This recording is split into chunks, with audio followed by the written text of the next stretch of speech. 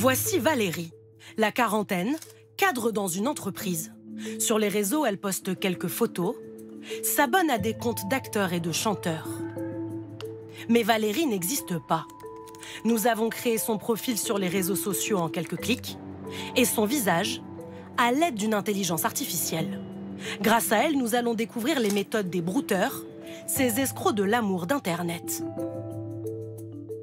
Quelques heures seulement après la création de notre compte, une dizaine de profils nous abordent, et pas n'importe lesquels. L'un serait le producteur de Florent Pagny. Bonsoir Valérie, oui, je suis l'agent de Florent Pagny. Un autre prétend être Jean Dujardin. Oui, c'est vraiment moi, Valérie.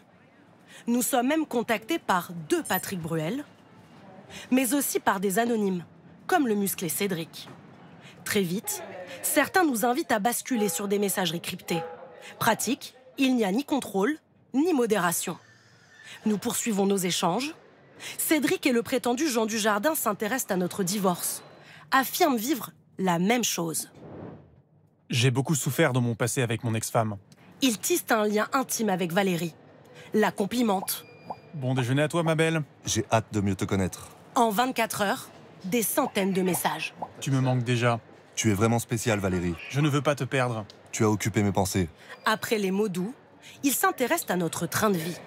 Tu as une préférence avec les marques de vêtements? Tu as quoi comme voiture? Autant d'indices pour estimer notre niveau de vie avant de nous réclamer de l'argent. Et chacun a sa méthode.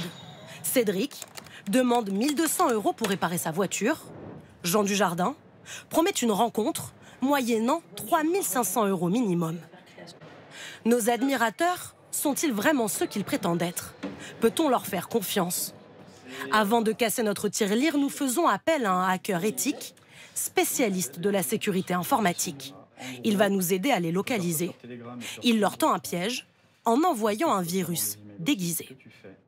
Là, je viens de maquiller ce lien-ci en faisant croire que c'est un lien booking. Et à partir de là, l'escroc ne pourra pas se douter que c'est un faux lien. Pour lui, ça sera complètement visible. Par contre, nous, de notre côté, on pourra intercepter ce qui s'est passé et voir la localisation. Dès que le brouteur clique, la localisation apparaît. Et voilà. Cédric est à Abidjan, en Côte d'Ivoire. Oh oui. Et ben voilà, Jean Dujardin a cliqué. Nigeria. Afrique de l'Ouest, comme la plupart des brouteurs. L'expert pénètre régulièrement leurs ordinateurs. Il affirme que l'activité est lucrative. Je dirais qu'un brouteur peut faire peut-être 3-4 victimes par semaine et récupérer peut-être, je sais pas, 200, 300, 400, 500 € par victime. Nos prétendants démasqués, nous essayons de les joindre. Le faux Jean Dujardin ne répond pas, mais Cédric décroche. Il ne sait pas qu'il est enregistré. Bien oui, c'est Cédric. Au bout de 10 minutes, il admet être ivoirien, vivre à Abidjan. Et visiblement, Valérie n'est pas sa première cible. J'essaie de parler que les Français. Je n'ai pas encore gagné d'argent vu que ça fait 2 mois que je commence. Ce sont des amis qui m'ont inspiré dans mon quartier.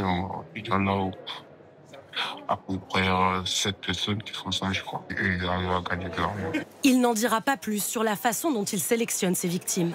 Son profil Instagram disparaîtra quelques heures après notre échange. Mais rien n'empêche Cédric de créer un nouveau compte pour une nouvelle arnaque à l'amour.